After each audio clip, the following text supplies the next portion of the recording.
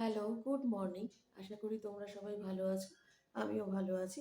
চলো আজকে তোমাদের সাথে একটা নিরামিষ রেসিপি শেয়ার করা যাক। ফুলকপি পনিরের তরকারি দেখতে থাকো। চলো প্রথমে কড়ায় তেল দেওয়া যাক। তেলটা একটু বেশি করেই দিতে হবে, কেন কি না তোমার আলু ফুলকপিগুলো ভাজা হবে। কড়ায় আমার তেল গরম হয়ে গেছে, এবারে ফুলকপিগুলো দিয়ে দিলাম।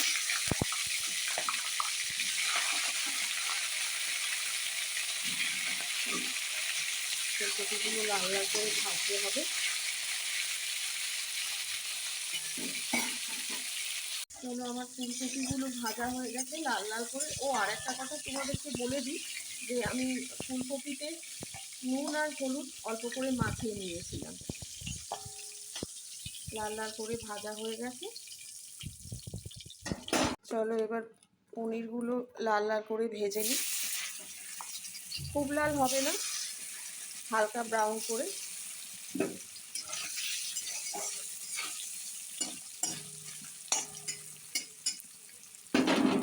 এবারে পনিরটা তুলে নিয়েছি। এবারে আমি কড়ায় গোটা গরম মশলা, শুকনো লঙ্কা আর সাদা জিরে ফোড়ন দিলাম।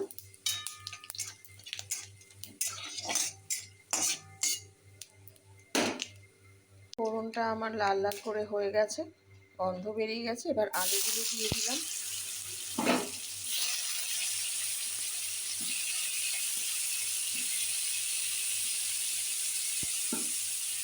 আলুগুলো আমি একবারে ফোড়নের মধ্যেই দিয়ে দিলাম। ফুলকপির মতো আলাদা করে আমি ভেজে তুলিনি, একবারে ফোড়নের সাথেই লাল লাল করে ভেজে নেব। চলো আমার আলুগুলো এই যে দেখছো লাল লাল করে ভাজা হয়ে গেছে।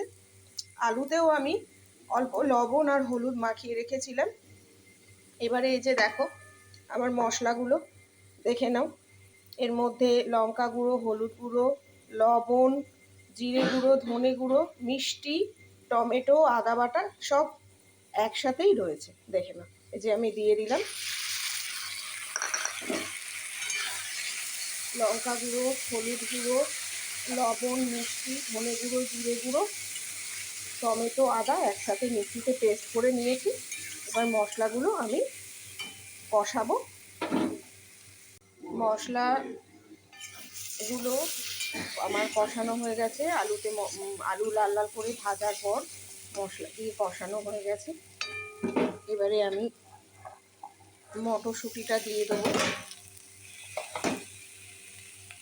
ফুলকপি লাল লাল করে ভাজা ছিল সেটা, আর পনিরগুলো দিয়ে দেবো। দিয়ে আবার লাল লাল করে একটু কষিয়ে নেবো আর কি। এই যে দেখো আমার মটর, তারপরে ফুলকপি, পনির, আলুর সাথে মশলা দিয়ে কষানো হয়ে গেছে। এবার আমি জল দেব। জলটা একটা মাপ করে বুঝে দিতে হবে। তারপরে তোমার জলটা দিয়ে ভালো করে নেড়ে চেড়ে নিয়ে ফুটে গেলে একটু মাখা মাখা হলে নামিয়ে নিতে হবে। চলো এবার ঢাকাটা তুলে নিই। এই যে দেখো মটর, ফুলকপি, পনির, মটরের তরকারি দেখো এভাবে ফুটছে, মোটামুটি হয়েই এসছে। একটু গা মাখা হবে, সব কিছু গলে যাবে। তারপর আবার অল্প করে একটু ঢাকা দিয়ে দিলাম।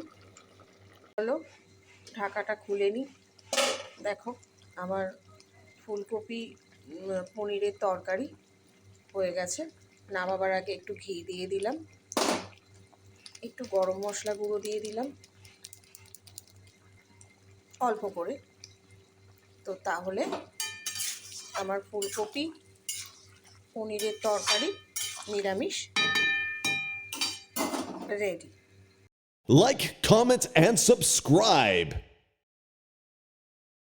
Like, comment, and subscribe.